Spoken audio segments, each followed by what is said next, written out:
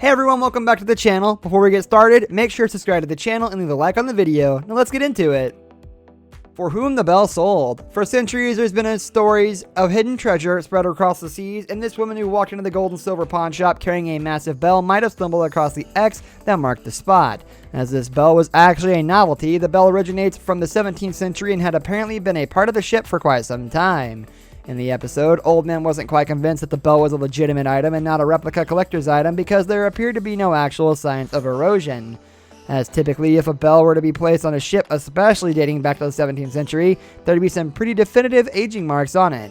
Regardless, an Old Man and Rick decided to bring in a local expert and have the bell appraised to determine how much it was worth. The bell expert, though, quickly deciphered that the bell was indeed an original and dated back to 1602, making it quite the treasure. The expert valued the bell at roughly $15,000, which seemed like a fair deal to the shop and the bell's owner, who quickly sold it to the store for some quick cash. No, only the captain of this bell's ship knew that it'd be worth 15 grand one day. He might not have left it in plain sight. The Order of the White Eagle. The Order of the White Eagle is a medallion that is considered to be Poland's highest order, awarded to civilians and military personnel for their merits, and while it will come to be worth a massive chunk of change here in a minute, it originally strolled into the gold and silver pawn shop after a woman purchased it at a local yard sale for just 75 cents. Rick immediately fell in love with the medallion and purchased it for $6,000. From 75 cents to 6 grand, I would say that woman found quite the bargain of a lifetime, but Rick did too.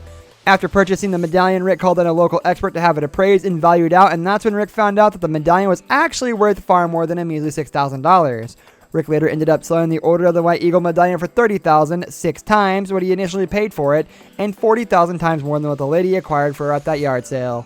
This just proved that you really should never judge a book by its cover, as that yard sale vendor probably thought of the medallion as a useless piece of junk.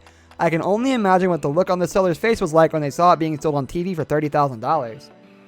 The Infinity Gauntlet. Everyone is subject to falling on hard times, and apparently even Thanos is susceptible to an unpredictable economy, which is why the gold and silver pawn shop has recently taken owner of, that's right, the Infinity Gauntlet. A prop designer stopped by the shop carrying with him a demo prototype version of the official Infinity Gauntlet featured in the blockbuster movie Avengers Infinity War. Right off the rip, Rick knew that this item was going to be worth a pretty penny, and it could still be resold for an even prettier penny. At the same time, though, Rick needed to make sure that this Infinity Gauntlet was the real deal, so he brought in some friends to confirm the validity of the gauntlet. The experts valued the gauntlet at $30,000, and Rick later settled on a deal for $15,000, purchasing the Infinity Gauntlet for himself. Keep in mind, this version of the gauntlet did have all the stones in place, which probably helped stabilize the value of it at least a little bit. Joe Green's Olympic medals. Joe Green, or as he's better known, Mean Joe Green, is a former NFL superstar defensive tackle who played for the Pittsburgh Steelers during his illustrious career. Not only was Mean Joe Green an all-star defensive tackle, but he was also an Olympian who had multiple Olympic medals with his name on them.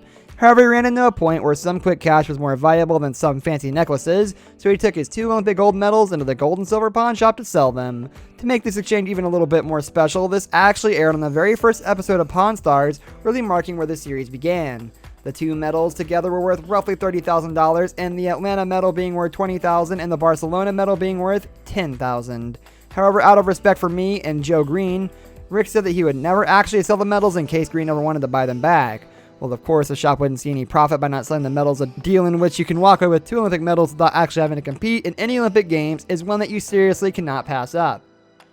The silver lining. It's always weird buying a form of money for money, but that is exactly what Rick did in this scenario when a man walked in carrying suitcase after suitcase of pure silver blocks.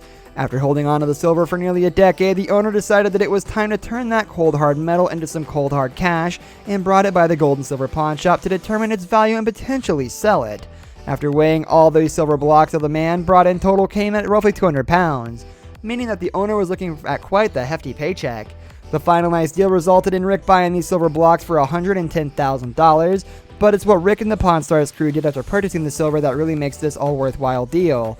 Rick actually had these silver transformed into custom-made coins, burying the face of the Old Man with the words "In the Old Man We Trust" inscribed on each individual coin, and now the shop sells the coins for $70 a piece.